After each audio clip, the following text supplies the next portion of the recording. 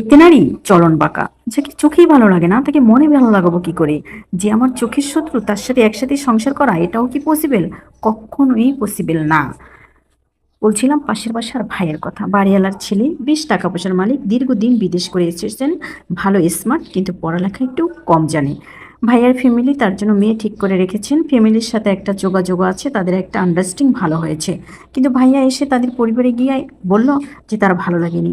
কিন্তু ছেলের ফ্যামিলি মানে ছেলের বাবা নাছোড়বান্দা, সমাজের দোহাই দিল। সমাজ কি বলবে, লোক কি বলবে, মেয়ের পরিবার কি বলবে? আমাদের সাথে যোগাযোগ আছে, যাতায়াত আছে, খাবার দেওয়া হয়েছে। এখন যদি না করে দেয় এটা কি মেনে নেওয়ার মতো? দেখেন সমাজ কি বলবে, এই দোহাই দিয়ে ছেলেকে কনভিন্স করে একটি মেয়ের সাথে বিয়ে দেওয়া হলো। মেয়েটার জীবন ধ্বংস করে দিল। সমাজ কি বলবে?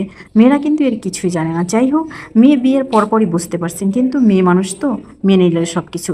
সে শিক্ষিত, স্মার্ট, সচিবালয়ের সিনিয়র অফিসার, তাতে কি যায় আসে? তার স্বামী তাকে পছন্দ করে না। এর কষ্টের কথা কাউকে বলা যাবে? সে একটা সচিবালয়ের অফিস চালাচ্ছে, কিন্তু সংসার চালানো তার পক্ষে সম্ভব না, কারণ তার স্বামী তাকে পছন্দ করে না। যাই হোক, তাদের আলাদা ফ্ল্যাটে দেওয়া হলো। ফ্ল্যাট খুব সুন্দর করে ছেলের বাবা সাজিয়ে দিল। মেয়ের মা বাবা, মানে মেয়ের বাবা নাই, মেয়ের মা ভাইরাও আসে, তারাও মোটামুটি ভালো করে সাজগোজ করে দিল ফ্ল্যাটের সব কিছু, যাতে কোনো কমতি না থাকে। ছেলের মা মাঝে মধ্যে আসে যায়। ছেলের মা মেয়েটাকে খুব পছন্দ করে, মানে ভাবিটাকে। একদিন হঠাৎ করে শুনলাম ভাবি খুব অসুস্থ, মানে ভাবির কনসেপ্ট করছে। এই কনসেপ্ট পিরিয়ডের জার্নিটা যে একটা মেয়ের জন্য কত কষ্টের, কারণ এই জার্নিতে সে অসুস্থ থাকে, এরপর যদি এই জার্নিতে কেউ তার সাথে খারাপ ব্যবহার করে, এটা মেয়ে খুব মনে রাখে, কখনো এটা ভোলে না। ভাবিটার খুব বমি হচ্ছিল, মাথা ঘুরতেছিল, খাবার দাবার খাইতে পারতেছিল না, অসুস্থ হয়ে বিছনায় পড়ে আছে। আর ভাইয়া অফিস থেকে এসে বাহিরে ঘুরতেছে। অফিস মানে সে একটা দোকান দিয়েছে কোথাও। আমি বললাম ভাইয়া ঘরে যান না, ভাবি তো অসুস্থ। কয় না, সে বমি করছে, আমি এখন ঘরে যাব না। আমি শুনে তাজ্জব হয়ে গেলাম, দৌড়ে ঘরে গেলাম। গিয়ে দেখি হ্যাঁ, ভাবি বমি করে পড়ে আসেন। বমি দেখে সে বাসায় ঢুকতে পারতেছে না। পরে আমি খবর দিলাম ভাবির শাশুড়িকে। ভাবির শাশুড়ি এসে সব পরিষ্কার করে দিয়ে তাকে ডাক্তার কাছে নিয়ে গেলেন, চিকিৎসা করালেন। কিন্তু ভাইয়া এই বমি করার উছিলা দিয়ে ভাবিকে তার বাবার বাড়িতে পাঠাই দিতে বললেন এই অসুস্থ শরীরে নোংরা হাতে রান্না বাড়া করবে, এগুলো আমি খেতে পারবো না, এই বমি টমি আমি সহ্য করতে পারি না। আপনি চিন্তা করছেন, এই পুরুষকে বাবা ডাক শোনাইতে গিয়ে মেয়েটা অসুস্থ হয়েছে, কিন্তু এই মেয়েটা এখন বমি করতেছে, এটা ভাইয়া নিতে পারে না।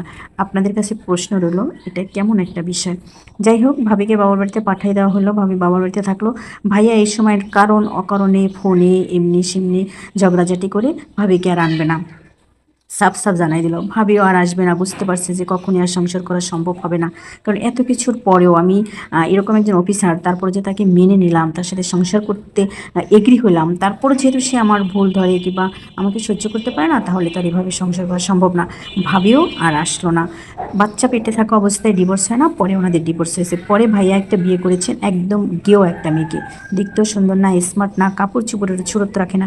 সেই মেয়েটাকে ভাইয়া যে কী পরিমাণ যত্ন করে, হাতে ধরে কোথাও নিয়ে যায়, মজার খাবার কিনে নিয়ে আসে, গিফট কিনে নিয়ে আসে, ঈদের শপিংয়ে নিয়ে যায়, ডাক্তারের কাছে নিয়ে যায়, মানে সব কিছু, মানে সংসার কাহাকে বলে এখন দেখলে বোঝা যায়। এজন্যই বলি, মনে যদি ভালো না লাগে, একসাথে যদি থাকাই না যায়, তাহলে শুরুতেই না থাকা ভালো। এই যে তারা এখন ভালো আছে। আপুকে একদিন শপিং মলে দেখলাম, জিজ্ঞেস করলাম আপু কেমন আছেন? বললো আলহামদুলিল্লাহ ভালো আছি। মাথা ব্যথা হলে চিকিৎসা করাইতে হয়, তারপরও সুস্থ না হলে ভালো ট্রিটমেন্ট নিয়ে যে কারণে মাথা ব্যথা সেটাই শুধরাইতে হয়, বুঝলেন?